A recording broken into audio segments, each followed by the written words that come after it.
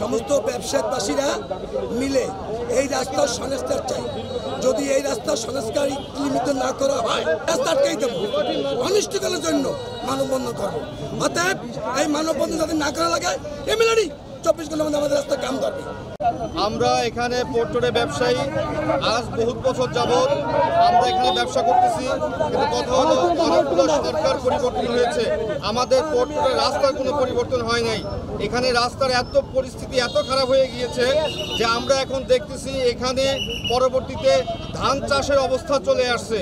গ্রামের রাস্তাঘাট এর চেয়ে অনেক ভালো। আমাদের মূল কাম্য হচ্ছে যে আমাদের রাস্তা দ্রুত কাজ শুরু হোক, এবং এই শুরুর জন্য আমরা যারা ব্যবসায়ীরা আছি আমরা কিভাবে সহযোগিতা করতে পারি সেই সহযোগিতার জন্য আমরা প্রস্তুত আছি।